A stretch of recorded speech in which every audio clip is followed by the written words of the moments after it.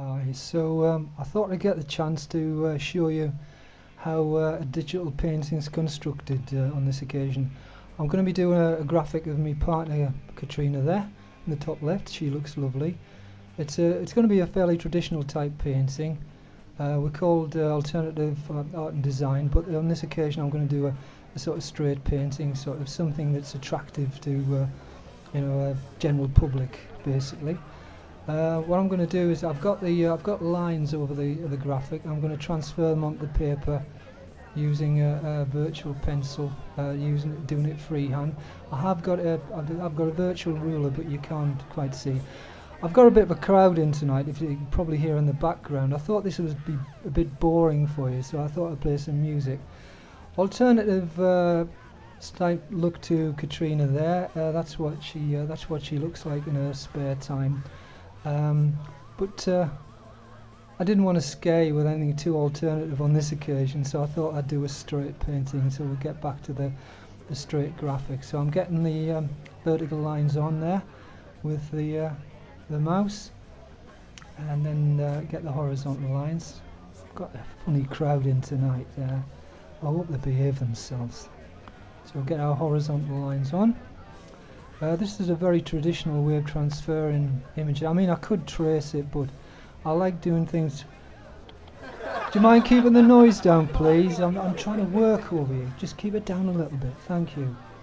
I like doing it the traditional way if I can. That's the idea of. I did have a basic background in fine arts, and since the computer came along, I wanted to find a real good crossover between the fine arts, sort of using your hands and doing things manually, and the computer. So I mean, this is a very sort of near. I'm using virtual brushes. As I say, I could have traced it in that, and you can use Photoshop, but I'm using a very basic program. And I'm going to be just doing it as traditionally as possible. You know, I'm going to do an outline, but once I get the outline, I'm going to take most of it off when I get the colour on it, and use sort of feel it by eye, and get a feel for the painting, and hopefully I'll convey how it actually works, and make it a little interesting for you. So I'm getting the outline of the head in there, taking it from the proportions on the graphic there. Get the outline around. I don't have to be too accurate, like I say.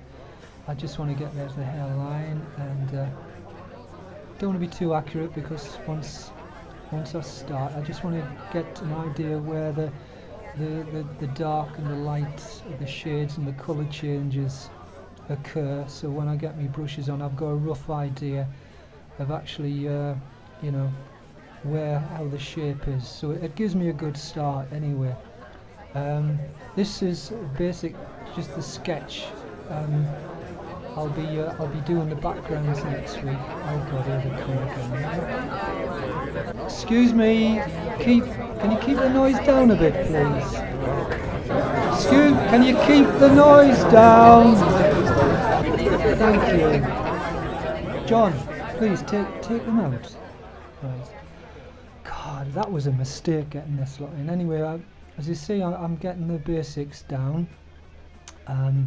Getting where the shadows are in the eyes, and pinpointing where the pupils are, because that's really important to get somebody's. I mean, you look at eyes basically, and if the eyes aren't right, then everything goes wrong, and you can sort of go astray. Give me a note. Shush a bit. Thank you. I knew I was going to have trouble with these. Anyway. Like I say, this is the basic sketch, and how it's transferred from the graphic onto the. I thought it'd be interesting, because it's good to know how actually something's created. And as I say, this is a tried and tested method of actually starting a painting. It's a bit boring. That's why I've got a few friends around tonight, and I regret it. Oh, come on. I was going to kick off there, I think. So that's nearly done. I just get the outline of the jumper, and the neck.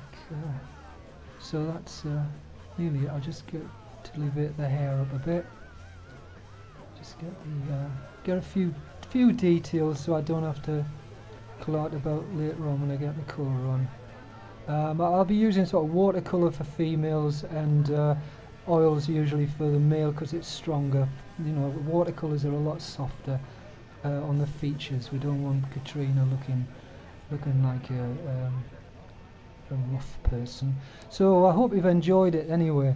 So next time we're going to do the backgrounds, and hopefully you'll join me again. Alright.